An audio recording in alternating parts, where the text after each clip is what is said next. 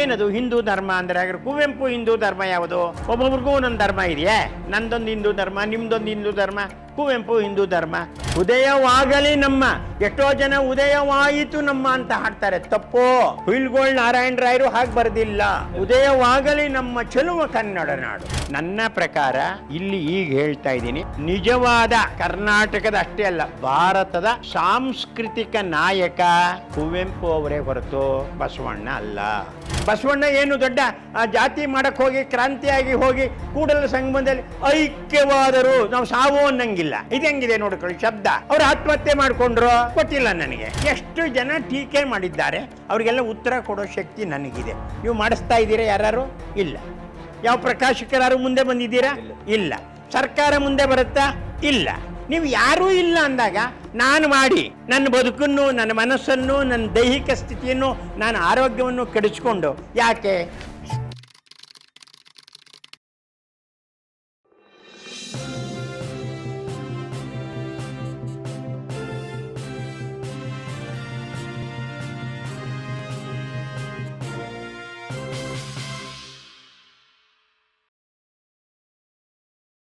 ಇವಾಗ ಏನಾಯಿತು ಅಂತಂದರೆ 2015ರಲ್ಲಿ ಒಂದು ನಮ್ಮ ಇದೆಯಲ್ಲ ಗಾಂಧಿ ಸ್ಮಾರಕ ಭವನ, ಇದರಲ್ಲಿ ಅಲ್ಲಿ ನಮ್ಮ ಊಡೆ ಕೃಷ್ಣ ಅವರು ಅದರ ಏನು ಅಧ್ಯಕ್ಷರು ಇದಕ್ಕೆ. ಅವರ ಕುಟುಂಬದವರಾದ WH ಹನುಮಂತಪ್ಪ ಅವರ ಹೆಸರಿನಲ್ಲಿ ಒಂದು ದತ್ತಿ ಇಟ್ಟಿದ್ದಾರೆ. ಪ್ರತಿ ವರ್ಷ ಒಬ್ಬೊಬ್ಬರ ಕೈಲಿ ಭಾಷಣ ಮಾಡಿಸ್ತಾರೆ ಅವರು. ಈ ವರ್ಷ ಅದೇನು ಅನ್ನಿಸ್ತೋ ಏನೋ, ನೀವು ಕುವೆಂಪುದು ಒಂದು ರೆಲೆವೆಂಟ್ ಆದ, ಪ್ರಸ್ತುತವಾದ ಒಂದು ವಿಷಯ ಇಟ್ಕೊಂಡು ಮಾತಾಡ್ತೀರ ಅಂದಾಗ, ನಾನು ಹೇಗೂ ಪದ್ಮಾವತಿಯವರದು ಲೇಖನ ಅಲ್ಲಿ ಪ್ರಸ್ತಾಪ ಮಾಡಿದ್ನಲ್ಲ, ಅದನ್ನು ವಿಸ್ತರಿಸಬೇಕಾಗಿತ್ತಲ್ಲ. ಏನದು ಹಿಂದೂ ಧರ್ಮ ಅಂದರೆ? ಹಾಗಾದ್ರೆ ಕುವೆಂಪು ಹಿಂದೂ ಧರ್ಮ ಯಾವುದು? ಒಬ್ಬೊಬ್ರಿಗೂ ಒಂದೊಂದು ಧರ್ಮ ಇದೆಯೇ? ನಂದೊಂದು ಹಿಂದೂ ಧರ್ಮ, ನಿಮ್ಮದೊಂದು ಹಿಂದೂ ಧರ್ಮ, ಕುವೆಂಪು ಹಿಂದೂ ಧರ್ಮ ಅನ್ನೋದಿದೆಯೇ? ಅದನ್ನೇ ಇಟ್ಕೊಂಡು ನಾನು ಹಿಂದೂ ಧರ್ಮ ಮತ್ತು ಕುವೆಂಪು ಅಂತ ಒಂದು ಉಪನ್ಯಾಸ ಮಾಡ್ಬೋದಾ ಅಂತಂದೆ. ಇವರು ಕೃಷ್ಣ ಅವರು, ಆಯಿತು ಸಂತೋಷ, ನೀವು ಅದನ್ನೇ ಮಾಡಿ, ಅದೇ ವಿಷಯದ ಮೇಲೆ ಮಾತಾಡಿ, ನಾವು ಟೇಪ್ ಮಾಡ್ಕೋತೀವಿ, ಆಮೇಲೆ ಬೇಕಾದ್ರೆ ಅದನ್ನು ಮುದ್ರಿಸೋಣ ಅಂತ ಊಡೆಯವರು ಹೇಳಿದರು. ಅದೇ ಪ್ರಕಾರ ನಾನು ಮಾತಾಡಿದ್ದೀನಿ. ಇದರಲ್ಲಿ ಇದುವರೆಗೆ ಕುವೆಂಪು ಬಗ್ಗೆ ಒರ್ಜಿನಲ್ಲಾಗಿ ಏನು ಹೇಳ್ಬೋದು ಒಂದು ಉಪನ್ಯಾಸದಲ್ಲಿ ಆ ಕೆಲಸ ಇದರಲ್ಲಿ ಮಾಡಿದ್ದೀನಿ. ಇದನ್ನು ಅವರು ಸಾವಿರಾರು ಪ್ರತಿ ಹಂಚಿದ್ದಾರೆ, ಮಾಡಿದ. ಅದರ ಸ್ವಲ್ಪ ಜಿಸ್ಟ್ ಹೇಳ್ಬೋದಾ? ಸ್ವಲ್ಪ ಜಿಸ್ಟ್ ಮುಖ್ಯ ಭಾಗ. ಇದು ಏನು ಅಂತಂದರೆ, ಅವರು ಈಗ ಏನಂತಂದರೆ, ಕುವೆಂಪು ಹಿಂದೂ ಅನ್ನುವುದು ಇಲ್ಲಿ ಮುಖ್ಯ ಪಾಯಿಂಟ್. ಒಂದು, ಹಿಂದೂಗಳು ಎಂದು ಬಿಗ್ಗಿ ಬಿರಿಯುವವರು ಕುವೆಂಪು ಹುಟ್ಟಿದಾಗಿನಿಂದ ಸಾಯುವವರೆಗೆ ಮಾತ್ರವೇ ಅಲ್ಲ, ಸತ್ತ 21 ವರ್ಷಗಳಾದರೂ ಇನ್ನೂ ಹರಿದು ಅರೆದು ಮುಕ್ಕುತ್ತಿದ್ದಾರಲ್ಲ. ಆದರೆ ಈ ವಾವುವನ್ನೂ ಲೆಕ್ಕಿಸದೆ ಅದೇ ಹಿಂದೂಗಳನ್ನು ಹಿಂದೂ ಮತ ಅನ್ನಿ, ಹಿಂದೂ ಕುಲ ಅನ್ನಿ, ಹಿಂದೂ ಜಾತಿ ಅನ್ನಿ ಸಂಸ್ಕರಿಸಿ, ಸುಧಾರಿಸಿ, ಸಂಪೂರ್ಣ ಪರಿಷ್ಕರಿಸಿ ಹಿಂದೂ ಧರ್ಮವನ್ನಾಗಿ ನಾಡಿಗೆ ಮಾತ್ರವೇ ಅಲ್ಲ, ರಾಷ್ಟ್ರಕ್ಕೆ, ವಿಶ್ವಕ್ಕೆ ಎರಡನೆಯ ಸ್ವಾಮಿ ವಿವೇಕಾನಂದರಂತೆ ಅಥವಾ ಸಾಂಸ್ಕೃತಿಕ ವಿವೇಕಾನಂದರಂತೆ ಎತ್ತಿ ಹಿಡಿದಿದ್ದಾರಲ್ಲ, ಅದೇ ಇವತ್ತಿನ ಅತ್ಯಂತ ಮಹತ್ವದ ಸಂಗತಿಯಾಗಿದೆ. ಅಸಹಿಷ್ಣುತೆಗೆ ಉತ್ತರ ಕೂಡ ಇದೇ ಆಗಿದೆ ಎಂದು ನಾನು ತಿಳಿಯುತ್ತೇನೆ. ಈಗ ಇವತ್ತಿನ ರಾಷ್ಟ್ರಪತಿಯವರು ಅಧಿಕಾರ ತಗೊಳ್ಳುವಾಗ ಕುವೆಂಪು ಪದ್ಯ ಕೋಟ್ ಮಾಡಿದ್ರು. ಕರೆಕ್ಟ್. ಆಮೇಲೆ ಪ್ರತಿಯೊಬ್ಬರು ಬೇರೆ ಭಾಷೆ ಗೊತ್ತಿರ್ಬೋದು, ಗೊತ್ತಿಲ್ಲದೆ ಇರ್ಬೋದು. ಪ್ರತಿಯೊಬ್ಬರು ಹೇಳ್ತಾ ಇರೋದೇನು, ಬೇರೆ ಬೇರೆ ರಾಜ್ಯದ ಅಥವಾ ಬೇರೆ ಬೇರೆ ಸಮಾರಂಭಗಳಲ್ಲಿ ಬೇರೆ, ಅವ್ರು ಯಾರೂ ಕನ್ನಡಿಗರಲ್ಲ. ಅವ್ರು ಏನು ಹೇಳ್ತಾ ಅಂದರೆ, ಸರ್ವ ಜನಾಂಗದ ಶಾಂತಿಯ ತೋಟ. ಏನು ಹೇಳುತ್ತೆ ಭಾರತ, ಕರ್ನಾಟಕ ಸರ್ವ ಜನಾಂಗದ ಶಾಂತಿಯ ತೋಟ ಆಗಬೇಕು. ಆಗ್ಬಿಟ್ಟಿದೆ ಅಂತ ಅಲ್ಲ, ಆಶಯ ಅದು. ಉದಯವಾಗಲಿ ನಮ್ಮ, ಎಷ್ಟೋ ಜನ ಉದಯವಾಯಿತು ನಮ್ಮ ಅಂತ ಹಾಡ್ತಾರೆ, ತಪ್ಪೋ. ಹುಯಿಲ್ಗೋಳ್ ನಾರಾಯಣ ರಾಯರು ಹಾಗೆ ಬರೆದಿಲ್ಲ. ಉದಯವಾಗಲಿ ನಮ್ಮ ಚೆಲುವ ಕನ್ನಡ ನಾಡು. ಆಗ್ತಾನೆ ಇರಬೇಕದು, ಉದಯ ಆಗ್ತಾನೆ ಇರಬೇಕು. ಬೆಳಗ್ಗೆ ಸೂರ್ಯ ಹುಟ್ಟಲೇಬೇಕು. ಸೂರ್ಯ ಹುಟ್ಟುಬಿಟ್ಟ ಅಂದ್ಬಿಟ್ರೆ ಹಾಗೆ ಇಲ್ಲಿ ಏನಾಗಿದೆ, ಅವರು ಕುವೆಂಪು ಅವರು ಈ ತಾನು ಏನು ರಾಮಕೃಷ್ಣಾಶ್ರಮದಲ್ಲಿ ಬೆಳೆದರು ಅಥವಾ ಬಾಲ್ಯದಿಂದನೂ ಕೂಡ ಆ ಮಲೆನಾಡಿನ ಪರಿಸರದಲ್ಲಿ ಬೆಳೆದರು, ಆ ಎಲ್ಲದರ ಹಿನ್ನೆಲೆಯಲ್ಲಿಯೂ ಅವರು ಬ್ರಾಹ್ಮಣರನ್ನು ತಮ್ಮ ಕಾದಂಬರಿಗಳಲ್ಲಿ, ಆಮೇಲೆ ಬೆರಳಿಗೆ ಕೊರಳಿನಲ್ಲಿ, ಅಥವಾ ಇದು ಇಂಥದ್ದು ಸ್ಮಶಾನ ಕುರುಕ್ಷೇತ್ರದಲ್ಲಿ ಆ ವಿಷಯ ಕುರಿತು ಟೀಕೆ ಬರುವ ಹಾಗೆ ಮಾಡಿದ್ದಾರೆ. ಸರಿಯೇ, ಹಾಗಾದರೆ ಶೂದ್ರಕ ತಪಸ್ಸು ಮಾಡಬಾರದೆ ಅಂಥೇಳಿ ತಪಸ್ಸು ಮಾಡಬಹುದು ಅಂತ ಹೇಳಿದರೆ ಹೊರತು ರಾಮನನ್ನು ಅಥವಾ ಆ ಬ್ರಾಹ್ಮಣನ ಗಲ್ಲಿಗೆ ಹಾಕಿ ಅಂತ ಹೇಳಿಲ್ಲ. ಕುವೆಂಪು ಹೇಳಿಲ್ಲ. ನಾನು ಇದನ್ನೇ ಹೇಳ್ತಾ ಇರೋದು. ಹಿಂದೂ ಧರ್ಮವನ್ನು ಸುಧಾರಣೆ ಮಾಡೋದು ಕುವೆಂಪು ಉದ್ದೇಶವೇ ಆಗಿರುತ್ತೆ. ಅವ್ರಿಗೆ ಯಾಕೆ ಬಿಟ್ಟು ಕೊಡಬೇಕು? ತಿರಸ್ಕರಿಸುವುದಲ್ಲವೇ ಅಲ್ಲ. ನನ್ನ ಪ್ರಕಾರ ಇಲ್ಲಿ ಈಗ ಹೇಳ್ತಾ ಇದ್ದೀನಿ, ನಿಜವಾದ ಕರ್ನಾಟಕದ ಅಷ್ಟೇ ಅಲ್ಲ, ಭಾರತದ ಸಾಂಸ್ಕೃತಿಕ ನಾಯಕ ಕುವೆಂಪು ಅವರೇ ಹೊರತು ಬಸವಣ್ಣ ಅಲ್ಲ. ನಿಮ್ಮ ಓಟ್ಗಾಗಿ ನೀವು ಮಾಡ್ಕೊಂಡಿರಬಹುದು, ಬಸವಣ್ಣನ ಬಗ್ಗೆಯೂ ನನಗೆ ಗೌರವ ಇದೆ. ಹಾಗೆ ಅಲ್ಲಮ ಪ್ರಭು ಯಾಕಲ್ಲ? ಬಸವಣ್ಣ ಗೌರವಿಸುವ ಅಲ್ಲಮ ಪ್ರಭು ಯಾಕಲ್ಲ? ಆ ಬಸವಣ್ಣನ ಸರಿದಾರಿಗೆ ತಂದು ತಿದ್ದಿ ತಿಕ್ಕಿ ಮಾಡ್ತಾ ಇದ್ದವ್ರು ಯಾರು? ಇಡೀ ಶಿವಶರಣರನ್ನು ಸರಿದಾರಿಗೆ ತಂದವರು ಅಲ್ಲಮ ಪ್ರಭು ಅವರು. ಆದರೆ ಈಗ ನಾವು ಅವರನ್ನು ಹೆಚ್ಚು ಇನ್ನು ಅನ್ಸೋದೇ ಇಲ್ಲ. ನಾವು ಬಸವಣ್ಣನ ಮಾಡ್ಕೊಂಡಿದ್ದೀವಿ. ಯಾಕೆ ಅಂದರೆ ನೀವು ಲಿಂಗಾಯತರನ್ನೋ ಅಥವಾ ವೀರಶೈವರನ್ನೋ ಓಲೈಸುವುದಕ್ಕೆ, ಗೊತ್ತಾಯ್ತಾ, ಅಥವಾ ಅವರ ಮತವನ್ನು ಯಾಚಿಸುವುದಕ್ಕೆ ಇದು ಮಾಡ್ತಾ ಇದ್ದೀರೇ ಹೊರತು ರವೀಂದ್ರನಾಥ ಟ್ಯಾಗೂರ್ ಅವರ ನಂತರ ನಾನು ಬರೆದಿದ್ದೀನಿ ಕುವೆಂಪು ಕ್ಷಕಿರಣದಲ್ಲಿ ಮೊದಲನೇ ಲೇಖನವೇ, ಭಾರತದ ಸಾಂಸ್ಕೃತಿಕ ನಾಯಕ ಕುವೆಂಪು ಅವರು. ಗೊತ್ತಾಯ್ತೆ? ಹಾಗಿದ್ದರೆ ಬಸವಣ್ಣನ ನೀವು ತಿರಸ್ಕರಿಸ್ತೀರಾ? ಬಸವಣ್ಣ ಅವರು ಹಿನ್ನೆಲೆಗಿದ್ದಾರೆ. ಪಂಪ ಇದ್ದ ಹಾಗೆ, ಕುಮಾರವ್ಯಾಸ ಇದ್ದ ಹಾಗೆ, ರತ್ನಾಕರ ವರ್ಣಿ ಇದ್ದ ಹಾಗೆ, ಸರ್ವಜ್ಞ ಇದ್ದ ಹಾಗೆ ಎಲ್ಲರೂ ಕುವೆಂಪು ಹಿನ್ನೆಲೆಗಿದ್ದಾರೆ. ಅಂದರೆ ಬೇಸ್. ಬಸವಣ್ಣ ಏನು ದೊಡ್ಡ ಜಾತಿ ಮಾಡಕ್ಕೆ ಹೋಗಿ ಕ್ರಾಂತಿಯಾಗಿ ಹೋಗಿ ಕೂಡಲ ಸಂಗಮದಲ್ಲಿ ಐಕ್ಯವಾದರು, ನಾವು ಸಾವು ಅನ್ನಂಗಿಲ್ಲ. ಇದು ಹೆಂಗಿದೆ ನೋಡ್ಕೊಳ್ಳಿ ಶಬ್ದ. ಅವರು ಆತ್ಮಹತ್ಯೆ ಮಾಡಿಕೊಂಡ್ರು ಗೊತ್ತಿಲ್ಲ ನನಗೆ, ನಾನು ನೋಡಿಲ್ಲ ಅಥವಾ ಹೇಳೋಕ್ಕೆ ಆಧಾರವಿಲ್ಲ, ಯಾರ ಕೆಲವು ಆಗಿಲ್ಲ.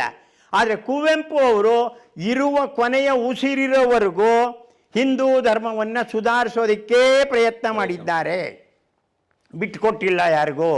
ಇದು ಬ್ರಾಹ್ಮಣ ಧರ್ಮ ಅಂದಿಲ್ಲ ಅವರು. ಆದ್ದರಿಂದ ನನ್ನ ಪ್ರಕಾರ, ನಾನು ಈ ಭಾಷಣದಲ್ಲಿ ಹೇಳಿರೋ ಪ್ರಕಾರವೂ ಕೂಡ ಭಾರತದ ನಿಜವಾದ, ಆವಾಗಿನ್ನೂ ಈ ಬಸವಣ್ಣನ ಬಗ್ಗೆ ಮಾತೇ ಆಗಿರಲಿಲ್ಲ. ನೋಡಿ ಇಲ್ಲಿ, ಬೌದ್ಧ ಧರ್ಮವನ್ನು ಪರಿಷ್ಕರಿಸಿ ಈ ಯುಗಮಾನಕ್ಕೆ ನೀಡಿದ ಬಾಬಾ ಅಂಬೇಡ್ಕರ್ ಅವರು ಬೌದ್ಧ ಧರ್ಮ ಹೇಗಿದೆಯೋ ಹಾಗೆ ಅಕ್ಸೆಪ್ಟ್ ಮಾಡಿಲ್ಲ, ಅದನ್ನು ಪರಿಷ್ಕರಿಸಿದ್ದಾರೆ.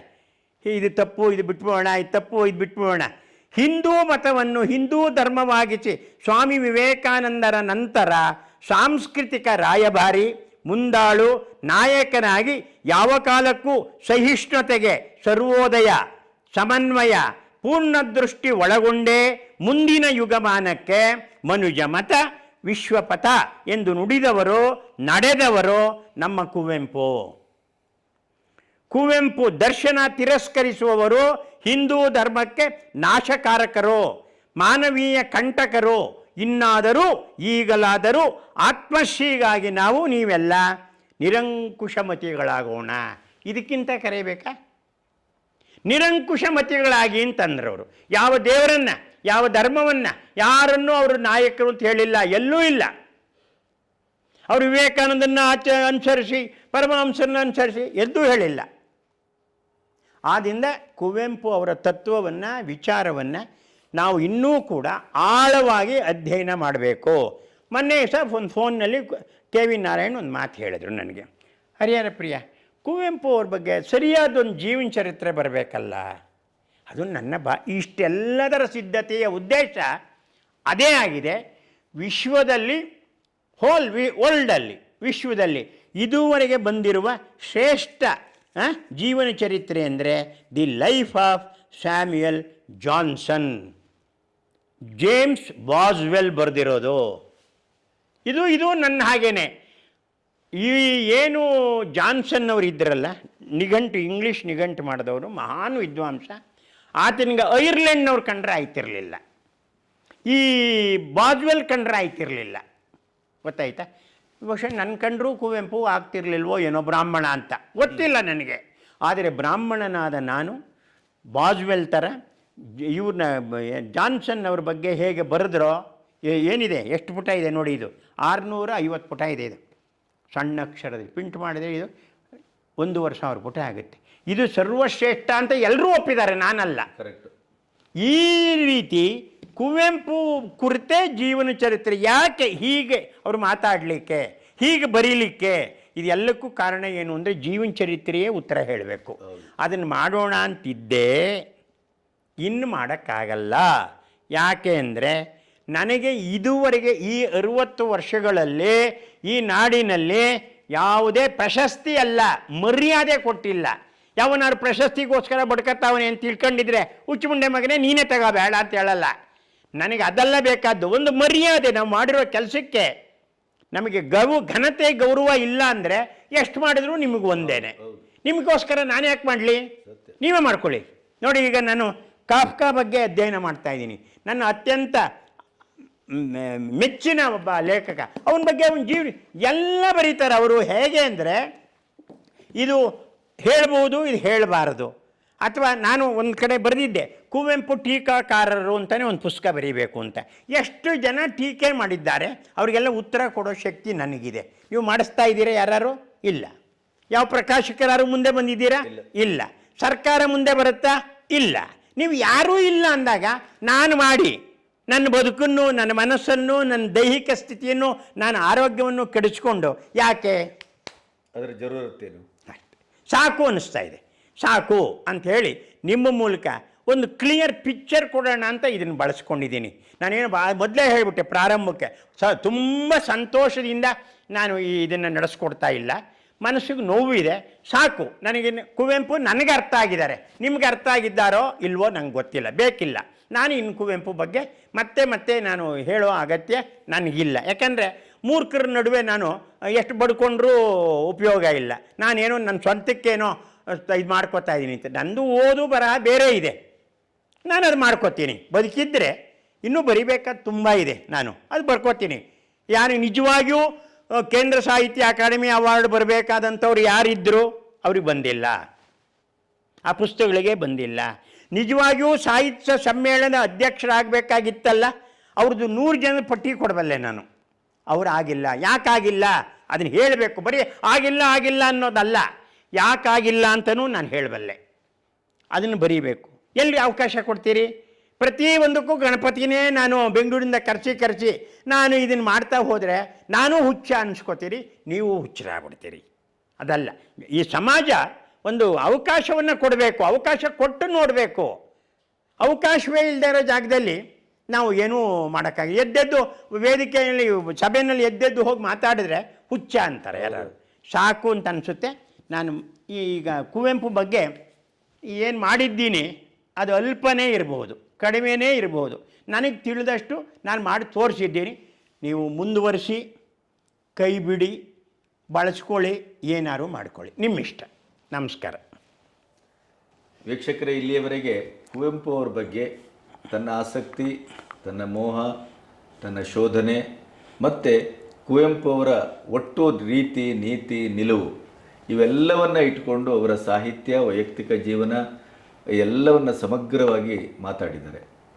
ನಿಮಗೆ ಇದನ್ನು ಕೇಳಿಸಿಕೊಂಡ ಮೇಲೆ ಏನಾದರೂ ಪ್ರಶ್ನೆಗಳಿದ್ದರೆ, ಏನಾದರೂ ಕುತೂಹಲ ಇದ್ದರೆ ಇಲ್ಲಿ ಕಮೆಂಟ್ಸ್ ಬಾಕ್ಸಲ್ಲಿ ಹಾಕ್ಬೋದು. ಅದನ್ನು ಕೂಡ ಮತ್ತೆ ಸಾಧ್ಯವಾದಾಗ ಹರಿಹರ ಪ್ರಿಯ ಅವರ ಎದುರು ನಾವು ಇಡ್ತೇವೆ, ಅದಕ್ಕೂ ನಿಮಗೆ ಉತ್ತರವನ್ನು ಕೊಡ್ತೇವೆ. ಇಲ್ಲಿಯವರೆಗೆ ಸುದೀರ್ಘವಾಗಿ ತನ್ನ ಬದುಕಿನ ಒಂದು ಮಹಾಯಾನವನ್ನು ನನ್ನೆದುರು ತೆರೆದಿಟ್ಟದ್ದಕ್ಕೆ ನಿಮ್ಮ ಪರವಾಗಿ ಮತ್ತು ನನ್ನ ಯೂಟ್ಯೂಬ್ ಚಾನಲ್ನ ಪರವಾಗಿ ಅತ್ಯಂತ ಹೃದಯಪೂರ್ವಕವಾಗಿ ಅವರನ್ನು ಅಭಿನಂದಿಸ್ತೇನೆ ಮತ್ತು ಕೃತಜ್ಞತೆಯನ್ನು ಸಲ್ಲಿಸ್ತೇನೆ. ನಮಸ್ತೆ. ಧನ್ಯವಾದ.